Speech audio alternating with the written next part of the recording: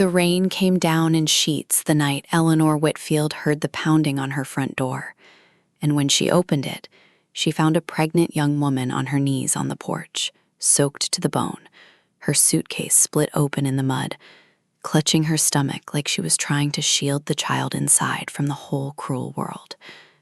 Behind her, taillights disappeared down the long gravel driveway. Eleanor didn't need to ask who had done this. She already knew the sound of her son's Mercedes when it left in anger. Marisol, Eleanor whispered, dropping to her knees on the whetstone, ignoring the ache in her hips that had been getting worse every winter for the last 5 years. Sweetheart, look at me. Who did this to you? The girl could barely speak. Her lips were blue. Rain had plastered her dark hair to her face, and when she finally lifted her eyes to Eleanor's, they were full of something worse than fear. They were full of shame. She said, "I don't belong here anymore," Marisol managed. She said the baby isn't welcome in this house. Eleanor felt something cold settle in her chest, colder than the November rain. Vanessa, her son's fiancée, the woman set to inherit half of everything Eleanor had spent 40 years building, had just thrown a 7 months pregnant housekeeper out into a storm, and Eleanor intended to find out exactly why. She helped Marisol to her feet, wrapped her own cardigan around the girl's shoulders, and walked her inside the house that had belonged to 3 generations of Whitfields. As the door closed behind them, sealing out the rain, Eleanor Whitfield made a quiet promise to herself. Whatever Vanessa was hiding, whatever lie had brought them to this porch on this particular night, she was going to drag it into the light if it was the last thing she did. Eleanor was 68 years old, and she had buried a husband, survived a mastectomy, and built Whitfield restorations from a single hammer and a pickup truck into the most respected historic renovation firm in the state of Virginia. People in town said she had a spine of iron wrapped in a voice soft as church hymns. She didn't raise her voice often. She rarely had to. When Eleanor Whitfield looked at you and asked a question, you answered it. Her son Daniel had taken over the company 3 years earlier, after his father's heart gave out on a Tuesday morning in the middle of a board meeting. Daniel was 34, sharp with numbers, and desperate, in the quiet way only a son who is never quite measured up can be desperate, to prove he could run things without his mother looking over his shoulder. Eleanor had stepped back from daily operations, kept a seat on the board, and moved into the guest cottage behind the main house so Daniel and his fiancée could have the big house to themselves before the wedding. Vanessa Cole had come into Daniel's life 18 months ago, introduced by a business associate at a charity gala. She was polished, ambitious, and could recite the Whitfield family history better than most of the Whitfields could. She wore her charm like a tailored coat, and for a long time, Eleanor had told herself that her discomfort around the girl was simply an old woman's stubbornness, her difficulty letting go. But grandmothers develop instincts the way old houses develop settling cracks, quietly, and for reasons that eventually surface.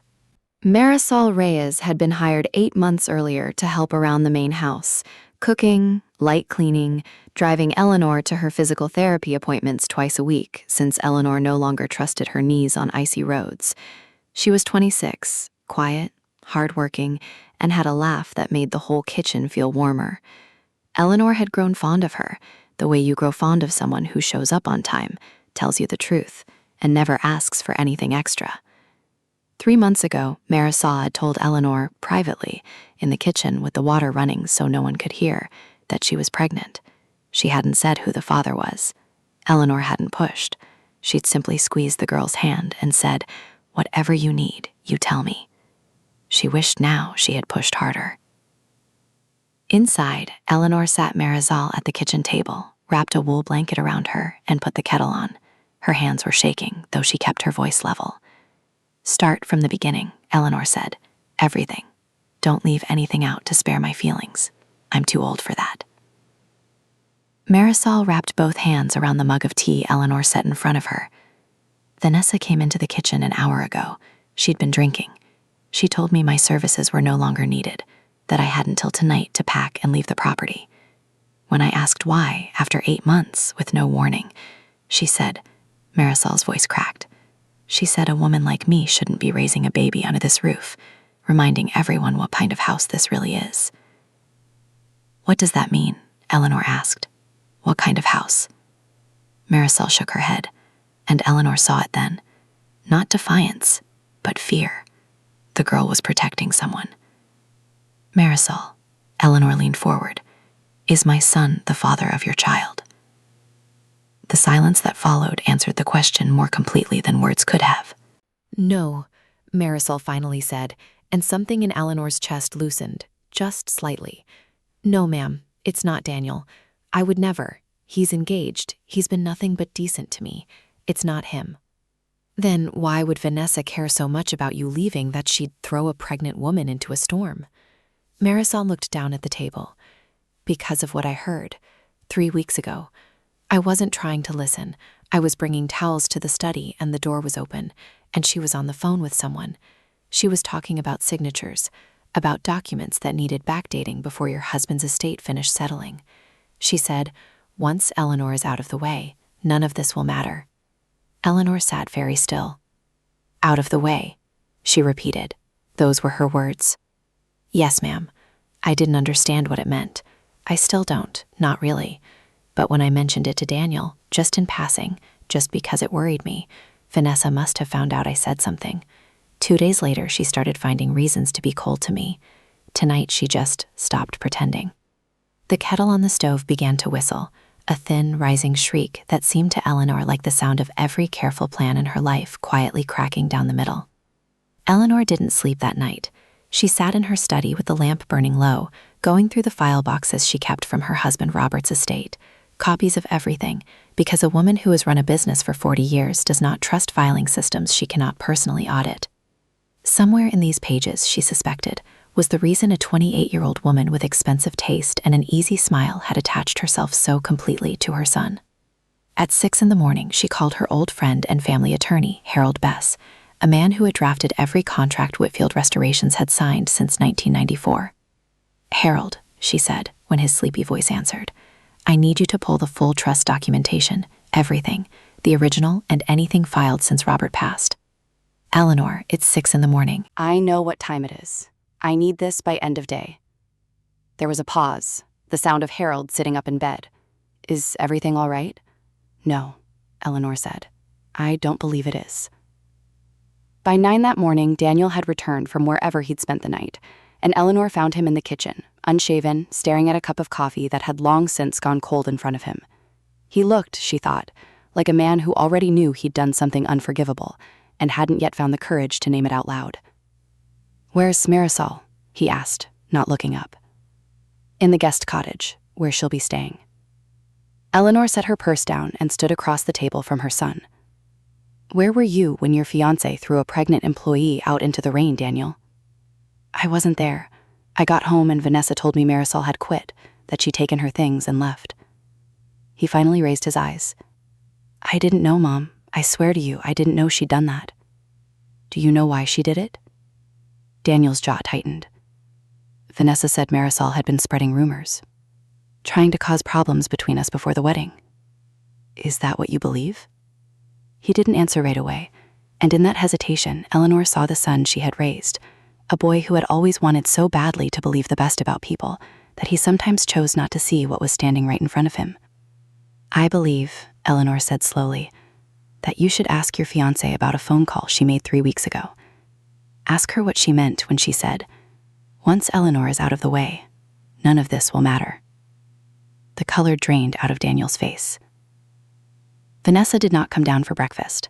She came down at 11, dressed as though nothing had happened, and found Eleanor waiting for her in the front sitting room with a folder of documents laid neatly on the coffee table. Eleanor, Vanessa said, with the easy smile that had charmed half the county, I'm so sorry you had to deal with that. Marisol can be dramatic when she doesn't get her way. Sit down, Vanessa. Something in Eleanor's tone made the smile falter, just at the edges. Vanessa sat. I want to talk about the estate, Eleanor said. Specifically, I want to talk about a set of documents Harold Bess is pulling for me right now. Documents that will tell me whether anything has been altered in my husband's trust since his passing 3 years ago. I don't know what you're talking about. I think you do. I think you've known exactly what you were talking about for quite some time. Eleanor opened the folder and slid a single page across the table, a printout of the trust's beneficiary structure, the one Harold had emailed her an hour ago as a preliminary. This document lists Daniel as sole trustee upon my death, with full authority over Whitfield Restorations and this property. There is no provision here for a spouse to gain independent control. None. And yet, she tapped the page. 3 months ago, an amendment was filed with the county recorder's office, adding language that would grant a surviving spouse co-trustee status immediately upon marriage. Before my death, Vanessa, not after. The moment you and Daniel sign a marriage license, you become co-owner of everything my husband and I built. Vanessa's face had gone very still. You had someone forge my husband's amendment, Eleanor continued, her voice quiet, almost gentle, the way it always got right before she said something devastating.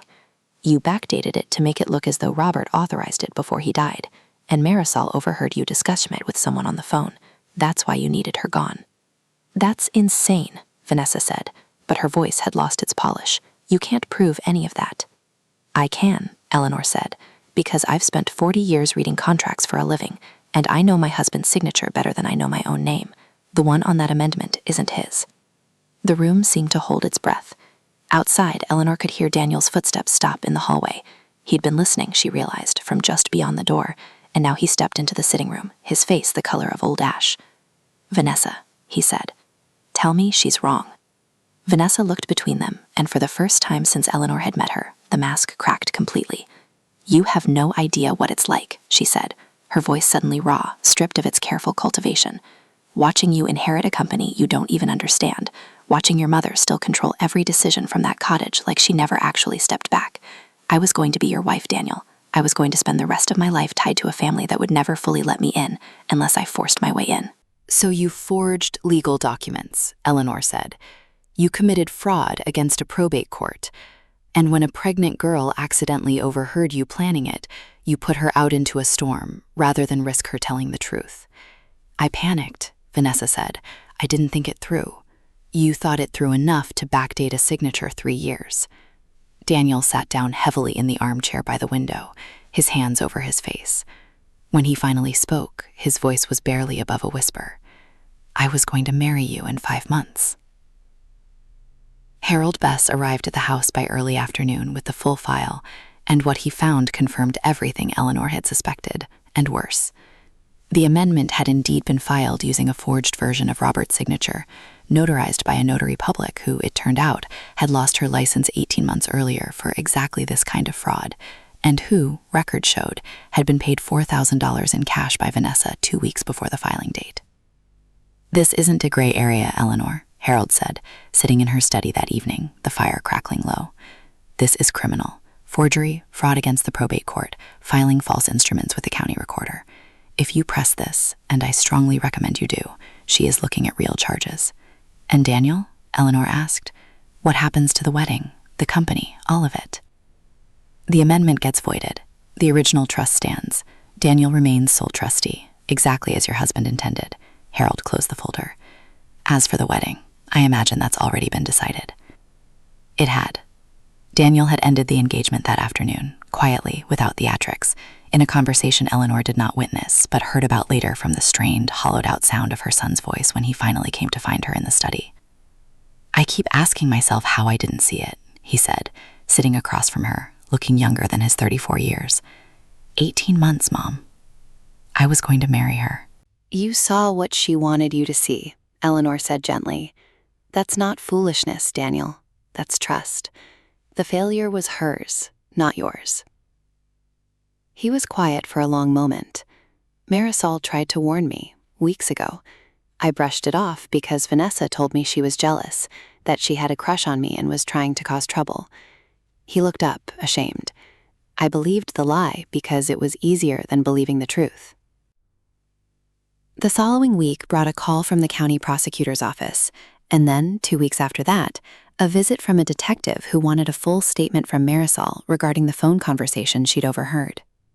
Marisol was terrified at first, certain that coming forward would somehow bring consequences down on her own head, but Eleanor sat beside her through every conversation, every statement, every visit from Harold's investigators, and told her the same thing each time. You didn't do anything wrong. You told the truth when it would have been easier to stay silent. That takes more courage than anything else in this house has seen in a very long time. The forged notary lost what remained of her legal standing entirely and was charged separately. Vanessa was charged with forgery, fraud, and filing false public records, the kind of charges that, Harold assured Eleanor, rarely resulted in significant jail time for a first offense, but would follow her for the rest of her professional life, a permanent asterisk on every future opportunity she pursued. She left Virginia by the end of the month. Eleanor heard secondhand that she'd moved to Ohio to live with her sister. She never contacted Daniel again. It was mid-December, 6 weeks after that first stormy night, when Eleanor found herself once again standing at her front door. But this time it was daylight, and the person on the other side wasn't fleeing anything at all. Marisol stood on the porch, 8 months pregnant now, her hand resting on the swell of her stomach, holding an envelope. "I wanted to give you this before the baby comes," she said, "in case things get busy and I don't get the chance." Inside the envelope was a letter, handwritten, that Eleanor read twice before she trusted herself to speak. "You didn't have to open that door for me. You could have called someone else to handle it, could have kept your distance the way people with your kind of money usually do. But you knelt down in the mud in your nightclothes, and you looked at me like I mattered. I don't have family in this country, Mrs. Whitfield. My mother passed when I was 19, and I came here alone. I want my daughter to know that family isn't only the people who share your blood. Sometimes it's the person who opens the door." Eleanor folded the letter carefully and looked up at the young woman on her porch, who had come to her as a stranger seeking shelter from a storm, and had, somewhere in the past 6 weeks, become something else entirely. Not an employee, not a guest, but family, in the truest sense of a word Eleanor had spent a lifetime learning to define on her own terms. "You're not going back to the guest cottage," Eleanor said. "Not after the baby comes. There's a nursery in the main house that hasn't been used since Daniel was small. It's yours if you want it." Marisol's eyes filled. "I couldn't ask you for that." "You didn't ask," Eleanor said, taking her hand. "I'm offering. There's a difference, and it's one I intend to keep teaching this family until I run out of breath to say it." The baby was born on the 2nd of January, a girl, 7 pounds 2 ounces, with a full head of dark hair and a cry that filled the whole house with something Eleanor hadn't heard echoing through those halls in a very long time. The particular, unrepeatable sound of new life arriving somewhere it was genuinely wanted. Marisol named her Eleanor Rose. Daniel, for his part, spent the winter rebuilding. Not just the company's damaged filings and the mess Vanessa's fraud had left tangled through the estate paperwork, but something quieter in himself, a willingness to sit with his mother in the evenings and actually ask her opinion, instead of working so hard to prove he didn't need it. Eleanor found, to her quiet surprise, that stepping back into an advisory role felt less like losing ground and more like finally being asked to stay. On the first warm evening of the following spring, Eleanor sat on the porch where she had once knelt in the mud and rain, watching Daniel push little Eleanor Rose in a stroller across the lawn, while Marisol laughed at something he'd said, the two of them easy with each other in the way of people who have weathered a storm together and come out the other side, without needing anything from one another but honesty. Eleanor thought about all the years she had spent believing that the things worth protecting were the ones you could put your name on. A company, a house, a fortune built brick by brick with her own 2 hands. She understood now that she had been half right. The things worth protecting did require your name, but sometimes the name you gave them wasn't a signature on a deed. Sometimes it was simply the word you said when you opened the door. She had built an empire out of restoring mauled houses, coaxing them back from ruin, finding what was worth saving beneath the neglect and rot. It had taken a pregnant girl on her knees in a rainstorm to teach her, at 68 years old, that the same was true of people, that sometimes the most important thing you could ever build wasn't a house at all, but the moment you chose, without hesitation, to let someone in.